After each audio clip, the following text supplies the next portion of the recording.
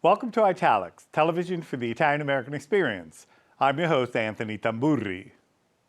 Italics heads to Lincoln Center to celebrate the 25th anniversary of Open Roads, New Italian Cinema, a festival showcasing contemporary Italian filmmaking in North America. This year's festival shines a powerful spotlight on the women shaping contemporary Italian cinema, from acclaimed actresses to visionary directors, screenwriters, and producers. Valeria Golino, one of the defining figures of contemporary Italian cinema, is featured in 4 films at this year's festival. Barbara Ronchi, nominated for Best Actress at the David di Donatello Awards, arrives in New York with Elisa. Ludovica Rampoldi is presenting her directorial debut, A Brief Affair. She is also the screenwriter behind 2 of the festival's most anticipated films, Primavera, directed by Damiano Micheletto, and My Tennis Maestro, directed by Andrea Di Stefano. Italics went to Lincoln Center to speak with these remarkable artists.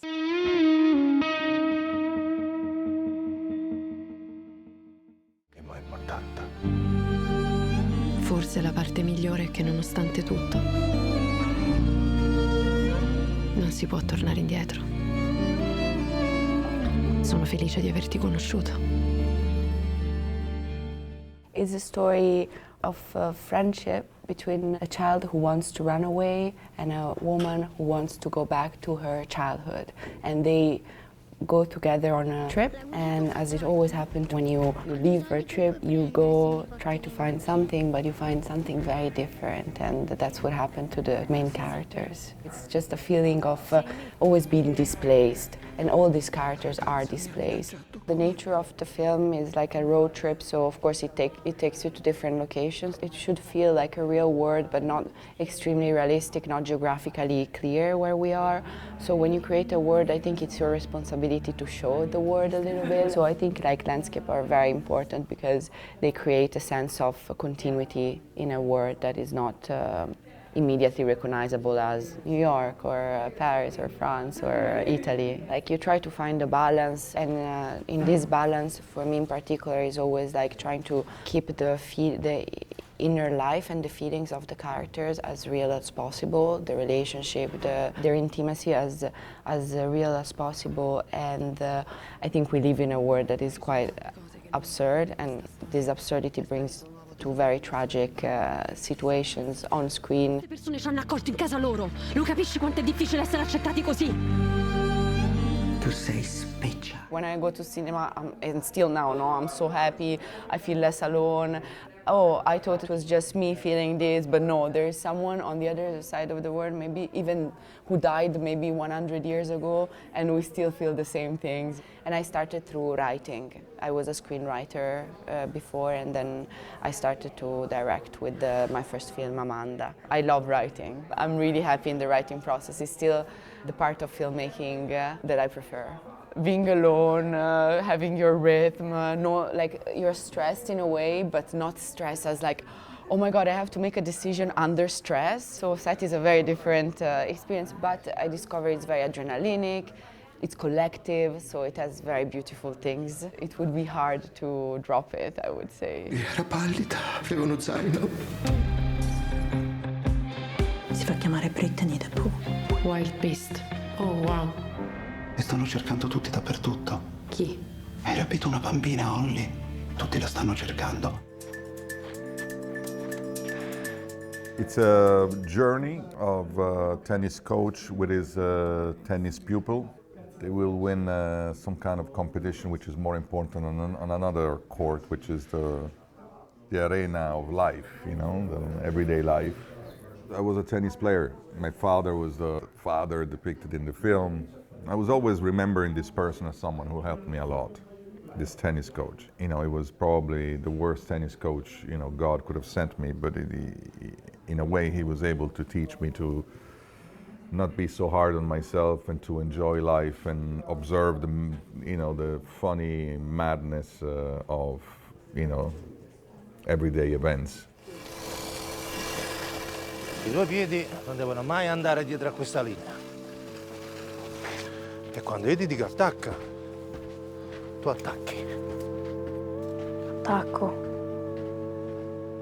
It was the first script I wrote 20 years ago. And then I put it on the side and I made other kind of movies, and then this one is something I always wanted to do. I want to be realistic for what were my memories of those tournaments in those years. I try to make the movements compressed in the shot, almost as, you know, the futuristic cinema they made in beginning of the century. There was some kind of movement and compression of things that this sport, the twisting and the hitting and the faces and the battling one against the other. I also thought that the thing that was hard to do, it's build tension through points, 40-15, 30-15, then you have to show. We abandoned that. We decided it wasn't what we were looking for, so we decided to use the idea of the line. You're behind the line and you are in a good place, and you're across the line and you lose some kind of attitude towards the sport and the game and the moment. I think we had a lot of fun by doing that. It's an interesting film to come and see. It's profoundly Italian. It's a commedia all'italiana.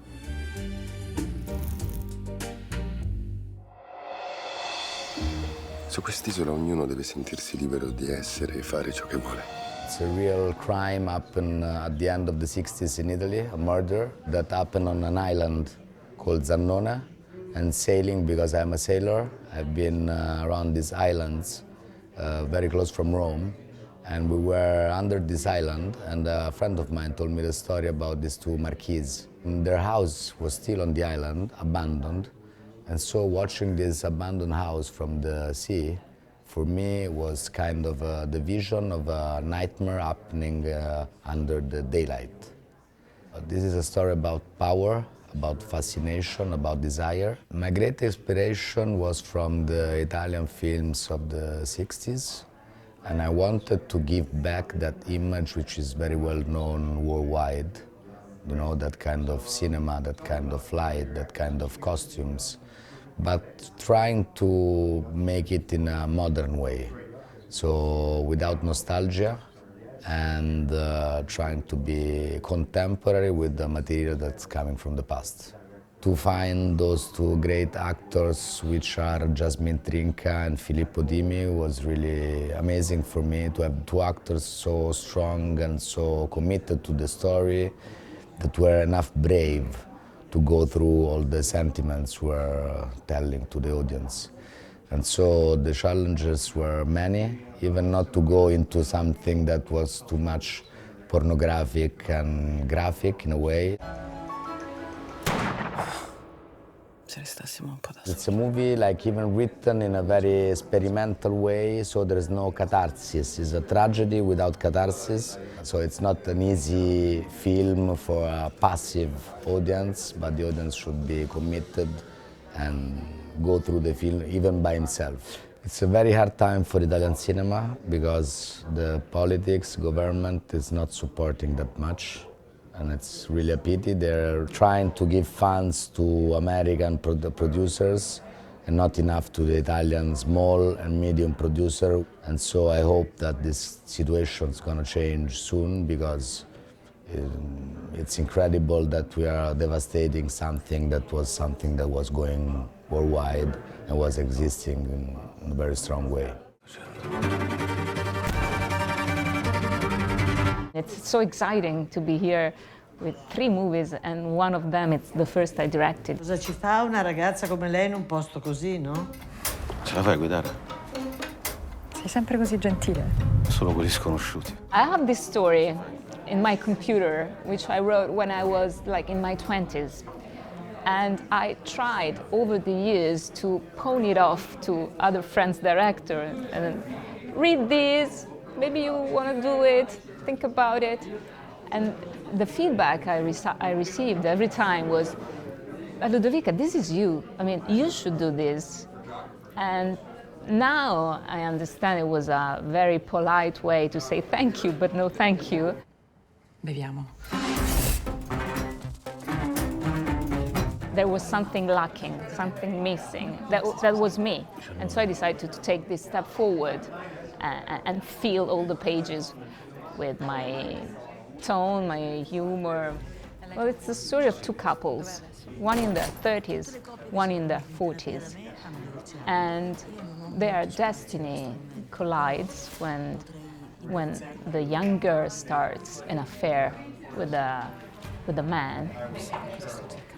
And this affair takes an unexpected turn when she starts delving into his life more and more. And so I wanted to tell all the aspects of love that can be fun, but that can be also scary. Fa delle cose strane, è infilato a casa nostra, mi segue. It's a revenge story, in a way, you can tell it like that, but I prefer to consider it as a self-discover journey, because she has to discover something about life, but especially about herself, and embrace the dark side.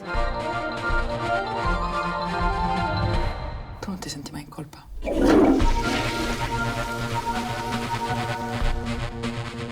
Every time the process changes, it depends on a lot of ways, and I mean, if you're writing with the director, which is the case of My Tennis Maestro, which I wrote with Andrea, and that story was Andrea's personal story, so I mean, it was like a treasure that he gave to me. In the other case, the case of Primavera, it all started with a book, a very short novel, in first person from the protagonist, this young woman who's an orphan in an orphanage in the 18th century in Venice, and she writes to her mother. So I mean, it was not very cinematic because it was all letters, and I tried to understand how to convert this internal voice into action. I always thought of that story of Primavera as the story of two prisoners. One, Cecilia, the orphan, of course, is prisoner of the institution, is a prisoner in a literal way. I mean, she can't escape and she can't leave the orphanage unless she gets married, which back then was another sort of prison. And Vivaldi, too, is a prison of his sick body, of his role of a priest, and prisoner of his ambition. Io non posso far nulla, ma voi invece sì. Tu non puoi chiedere a me di cambiare la tua vita.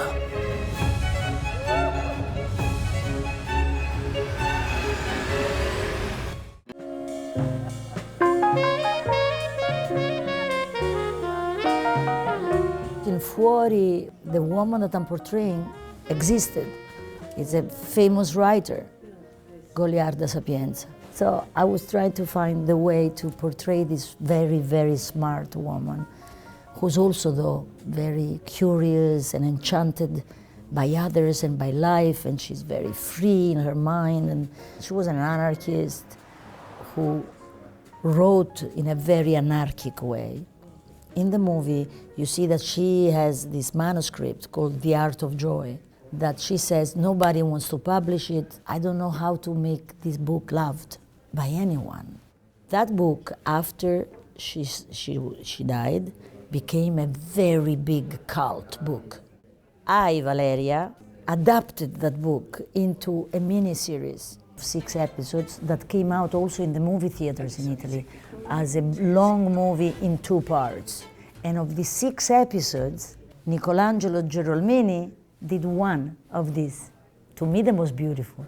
And from there, it was easier for me to get Valeria inside a character like this, like La Gioia. We're talking about, unfortunately, of a real story, and this lady really existed. So until 10 years ago, when she was killed. And for me, it was important to portray her, giving her justice somehow.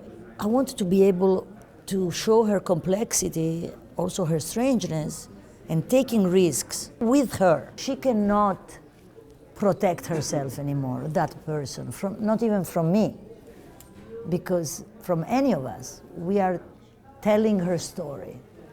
A lot of the work was in her exterior, you know, the prosthetics that I wore, the hair, the dress, all that was exterior to the character. It was very important in this case, the way she walks. Sometimes you have roles where you go from in, out. In this case, it was her exterior that opened the door to her soul. What I look for now is for roles who put me in danger to fail, not necessarily attractive or easy to love. If I have to show my movie to a child, I will tell him, be careful about love. If you really don't live your experience in love, you can think that some form of manipulation or abuse or suffering are experience of love, but it's not. It's a story about this lady, a French teacher, and she's 50 and she never had a love experience with someone in all her life. And she still lives with her parents and she knows love only about books. She read French classics like Flaubert, and for the first time she is seen by someone, and this someone is a student of her school, but he's not a pure guy, he's an escort. He's a guy that uses his beauty and his body to get money with women, with men, with everybody. But for the first time, she feels that someone see her like a woman, and she feels for the first time this joy, and she wants to catch this joy. And I'm trying to understand how is it possible that a woman with a high cultural level should get involved with this guy.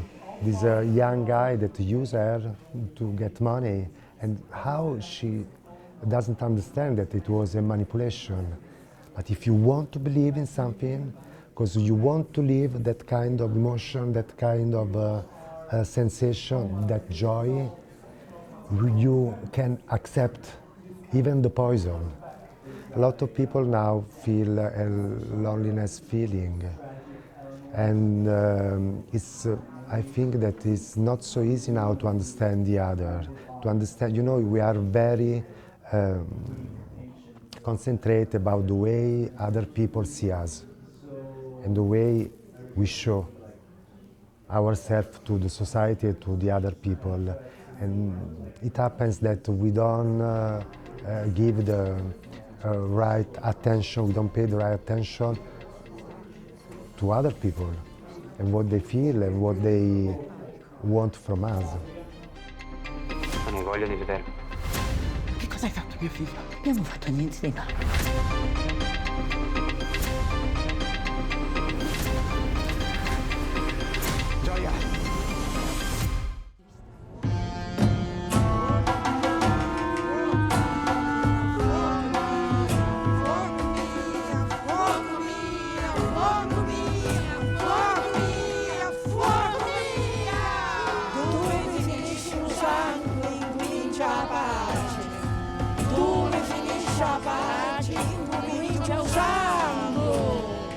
This film is a film about a family feud. It's a war in a family that lasted for 10 years, even more, between two sisters-in-law hating each other. They live in the same building. And then there are the aunts, in which these aunts, there's also my mother. They want to bring the peace in the family. So these are non-actors. They're all like my real relatives. So it's actually the story of my family. It's a war going on in the family. It's a real tragedy. I will say Greek tragedy, because it's actually inspired by Greek tragedy, the way that I shot the film. Viviamo nella stessa casa! Non me ne fotte un cazzo! Perché te dei problemi della casa non ti interessano! No, tu mi facendo casino! Tu vai rompiendo tutto e poi ti vengi paghi che condominiale! Io hai fatto la terrazza, avete pagato e non avete pagato! Since a long time I would go visit the region of my mother where we shot the film in Calabria and spend time with my family since I'm a little kid. And it's been 10 years that I'm recording like with my phone or a recorder secretly my cousin's monologues. She's an amazing talent as a performer. She can just talk and we'll listen for hours. And I was like, I want to make a film about this performance talent, this archive that is an oral archive. I asked her first if she was willing to be part of the film, and she just couldn't wait for a better opportunity in her life to tell everybody her own story. And then I asked the other one, she's also accepted because it was also for her an opportunity to tell her own point of view.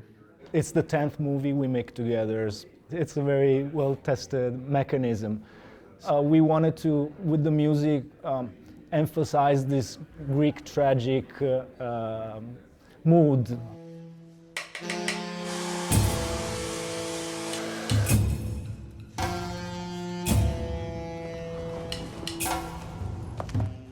I studied a lot of Calabrian folklore, like from folk music from that particular region of southern Italy. And I also looked into ancient Greek music, and so I used mostly percussions, I used mostly wind instruments, and I used voices, female voices. Dove finisce sangue, comincia pace, dove finisce pace. What I did in the film is not to give any judgment. I tried to be really balanced because I didn't want to be myself the trial of the conflict. And even the chorus of the aunts, they are going back and forth between the two different truths. So they actually accepted, both of them, to be in the film because it was the platform, it was an opportunity to tell their own truth. Elisa è la storia di una donna. Elisa is the story of a woman who has committed a very serious homicide, a murder, and she's trying to figure out why she did this, and she's trying to figure out who she really is deep down, and she needs someone to listen to her story. And the person who listens to her story, who is going to help her along this journey, is a criminologist who will try to get her to accept, at some level, what she did, and also help her to figure out how to atone for her crime. It's based upon a true story. So first I read the book, and the book was written by the criminologist, and it sort of talks about the various meetings that they had, the various sessions that they had together. Because what I needed to do was to create the character from the ground up in a certain sense, beyond the specifics, to make her a more universal character. I did meet with the criminologist. We met a few times, and he told me really what the work involves is sort of a use of criminology in the prison system and as a kind of therapy. I did not meet with the real Elisa, but we did carry on a correspondence, so we had a kind of epistolary relationship. Ci scriviamo, abbiamo un rapporto epistolare per adesso. La mia sensazione era che You know, for me, it was really a kind of primal experience, in a sense. It's something that has always existed. I mean, look at the story of Cain and Abel in the Bible. Trying to understand what were Cain's motives. These are very simple motives, actually, stupid in a way, jealousy, you know, what could be more human than that? Unlike us, you know, who might stop before we go all the way with something like that, but have that initial feeling and maybe sort of analyze and seeing Abel as a sacrificial lamb, this character will go just with the immediate sensation, with that immediate feeling of wanting to kill. Sentimenti che noi possiamo conoscere, no?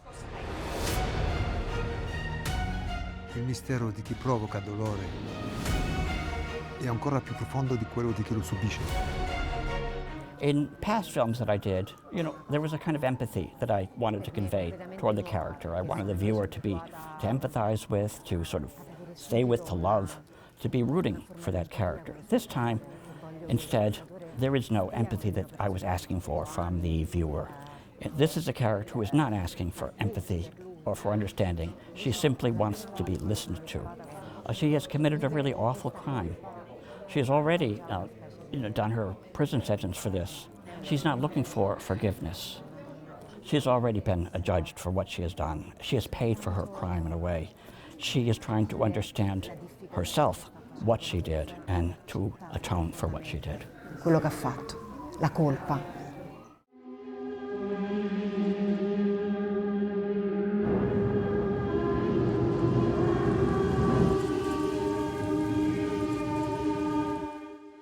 I think I could describe it as a tender relationship between a nun and two little lambs in the center of Rome, in a magical place.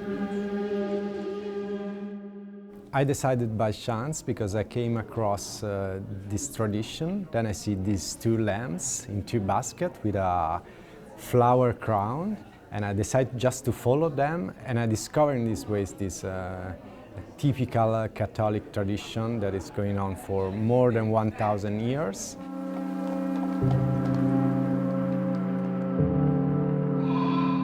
There is this image of the nun bottle feeding the two lambs. That's the image that touched me because it was like a sort of religious motherhood. It's kind of a universal story. If you are Catholic or not, that's not important. I have done like 6 months of research. Then I was going there, make some interviews, but was researching interviews. And after, in 5 months, we've shot 25 days. We were like 3 people. It was for a money reason at the beginning, but I think that was the good choice also to not disturb the life. We were completely inside. We had a lot of challenges. The first one was to enter in the monastery because I wrote a mail at the beginning and I say no. Then I go there and like I knock the door and I say they were not interested. Then it's thanks to the production. They arranged us a first meeting with the nun. Then we could explain the project, and after we showed her like the first minutes of the film, she understood she could trust us. It was really a micro-budget documentary, and we start from an idea that was like, let's go to film a nun in a monastery with 2 lambs. Then it was like a crazy idea. And to be here to show the film is pure happiness for us.